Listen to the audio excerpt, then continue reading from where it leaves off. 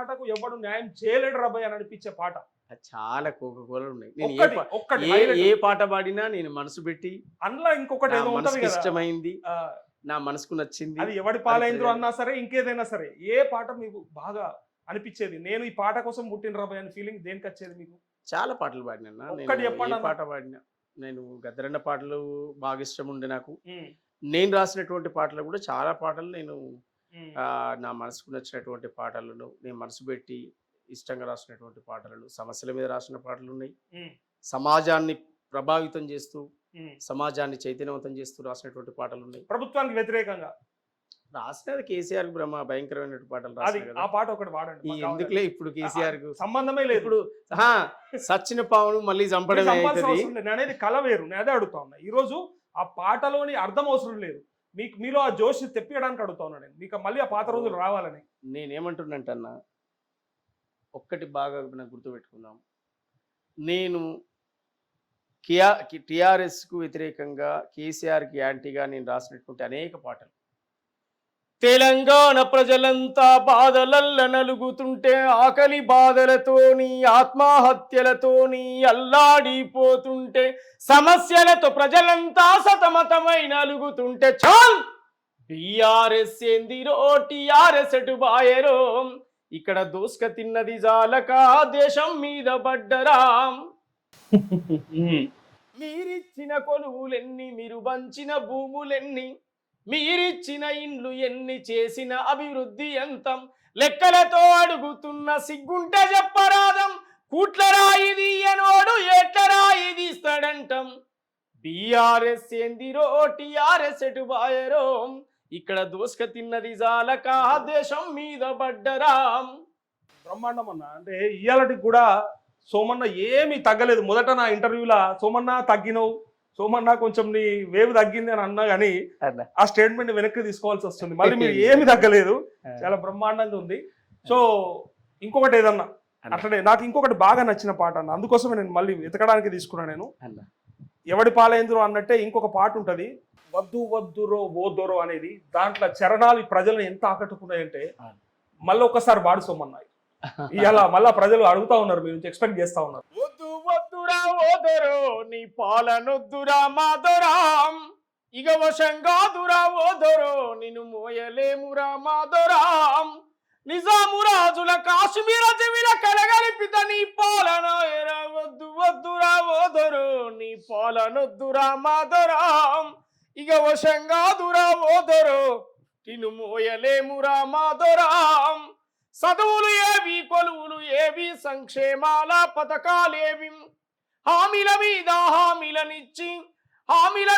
హామీలనిచ్చి అరే మోసం చేస్తేవి ఈ ప్రజలను అరే వద్దు వద్దురా ఓదరో నీ పాలనొద్దురా మాదరాం ఇక వశంగా దురా ఓదరో నిన్ను మోయలేమురా మాదరాం నేరళ్ళ దళితన్నల పైన లాఠీలేమో జులిపిస్తివిరం మద్దతు ధరను అడిగినందుకు రైతుల చేతికి బేడీలేస్తివి ప్రశ్నించేటి గొంతుల పైన పగబట్టి వేటాడుతుంటివి వద్దు వద్దురం రే వద్దు వద్దురా ఓదరో నీ పాలనొద్దురా మాదరాం ఇక వశంగా దురా ఓదరో నిన్ను మోయలేమురా మాదరాం నమ్మకంతో రాష్ట్రాన్ని ఇస్తే వమ్ము చేస్తివిర మా బతుకులను పూట పూటకో మాట చెప్పుతూ తాగుబోతు పోషయ్యవైతివిర వద్దు వద్దురా ఓదరో నీ పాలనొద్దురా మాదరాం ఇక వశంగా దురా ఓదరో నిన్ను మోయలేమురా మాదరాం. సూపర్ అన్న. మళ్ళీ పాత రోజులు యాదికొస్తా ఉన్నాయి. సోమన్న ఎప్పుడు ఇట్లా ప్రతిపక్ష పాత్రనే పోషిస్తే బాగుంటదేమో అనిపిస్తుంది. ఇలా ప్రభుత్వంలో ఉన్నారు కానీ అధికారంలో ఉన్నారు కానీ ఎప్పుడు కూడా ప్రజల పక్షాన నీ వాయిస్ ఇట్లా వినిపిస్తే సరిపోతుంది సోమన్న. అది ఎప్పుడైనా సరే ప్రజా సమస్యల మీద అంటే గొంతుకగా ఉండాలని కోరుకుంటారు కదా.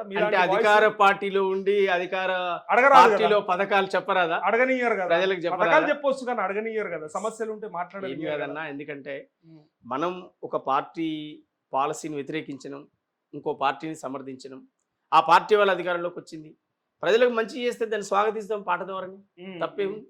కానీ ఎప్పుడు ప్రజల మనిషిగా ఉంటే ఇంకా మిమ్మల్ని ఎక్కడో పెట్టుకుంటారు కదా. ఇప్పుడు ప్రజల మనిషిగానే ఉంటా అంటున్నానే. ఇప్పుడు ఎన్ని కాంగ్రెస్ పార్టీ కొన్ని రోజులు ఉంటది. కాంగ్రెస్ పార్టీ యొక్క పాలసీని, కాంగ్రెస్ పార్టీ చేసే సంక్షేమ పథకాలను ఇది అందింది తీసుకోరని చెప్పే కాడు ఉందాం అనుకుంటాను. ఇప్పుడు సాంస్కృతిక సారథి ఉన్నది, అదే కేసీఆర్ పెట్టినటువంటి సాంస్కృతిక సారథి కళాకారులు ఉండే దానికి చైర్మన్ గా. ఇవాళ అదే కళాకారులతో గ్రామీణ ప్రాంతాల్లో పోయి తిరుగుదాం అనుకుంటున్నా. కాంగ్రెస్ పార్టీ చేసేటువంటి ఉచిత బస్సు ప్రయాణాలు ఏదైతే ఉందో దాని ద్వారా మేలు ఎంతమంది జరిగిందో అడుగుదామని చూస్తున్నా. ప్రజల్లోకి వెళ్దామని చూస్తే ఆగస్టు 15 లోపు ముఖ్యమంత్రి గారు రైతు రుణమాఫీ చేస్తా అన్నాడు. దాని యొక్క లాభాలు ఎవరెవరికి అందినాయో చెప్తా పాట ద్వారా పోయి. మళ్ళీ గజ్జగడతా, వదిలిపెట్టను, గజ్జగడతా. కాంగ్రెస్ పార్టీకి ప్రజలకు మధ్య వారధిగా ఉంటా. కాంగ్రెస్ పార్టీ చేసేటువంటి ప్రభుత్వం అమలు చేసేటువంటి పథకాలన్నీ ప్రజల కాడికి తీసుకుపోయి ఇది వాడుకోండి, ఇది ఉపయోగించుకోండి, ఇది ఇందిరమ్మ రాజ్యంలో వచ్చింది, ఇది రేవంత్ రెడ్డి గారి నాయకత్వంలో వచ్చిందని చెప్తా. తప్పెట్లయితుంది అది?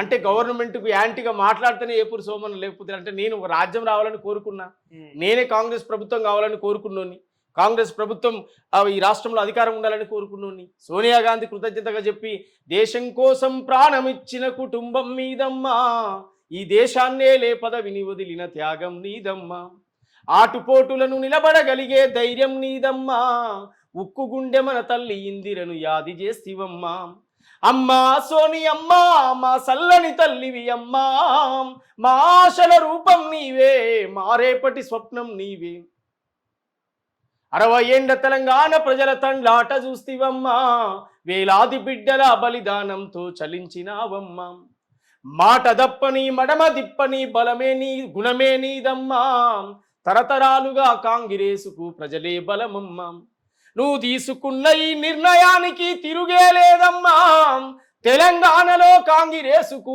ఎదురే లేదమ్మా, దేశం కోసం ప్రాణం ఇచ్చిన కుటుంబం మీదమ్మా, ఈ దేశాన్నే పదవిని వదిలిన త్యాగం నీదమ్మా, ఆటుపోటులకు నిలబడగలిగే ధైర్యం నీదమ్మా, ఉక్కు మహిళ మన తల్లి ఇందిరను యాది చేస్తివమ్మా. ఇవన్నీ రాసినప్పట్లే. కానీ మీరైనా తీన్మార్ మల్లన్నైనా ప్రజల సొత్తుగా, ప్రజల ఆస్తిగా భావిస్తారు కాబట్టి ఈ వ్యతిరేక గలమే ఉంటే బాగుంటది. ఎన్నటికైనా సరే ప్రజల పక్షాన ఉంటే ఏమైతుంది, కొట్లాడుతూనే ఉంటే ఏమైతుంది, ఇలా పదవులు కావన్నా, అధికారం కావన్నా, మల్లన్న ఇలా మండలిలో ఎమ్మెల్సీ కావాలన్నా, మంత్రి కావాలన్నా, సోమన్నకు సాంస్కృతిక కళా శాఖ చైర్మన్ అయ్యి 2 గన్మెన్లు ఉండి కారే కావాలన్నా, త్యాగం చేస్తామని అంటారు కదా, చెయ్యొచ్చు కదా. అవు అంటే త్యాగాలు కావా, ఏం త్యాగమే లేదా? ఇప్పుడు కూడా కంటిన్యూగా అట్లే ఉండొచ్చు కదా. సబ్స్క్రైబ్ చేయండి. Please do subscribe to Please like, share and subscribe to top Telugu TV. Top Telugu TV. Top Telugu TV.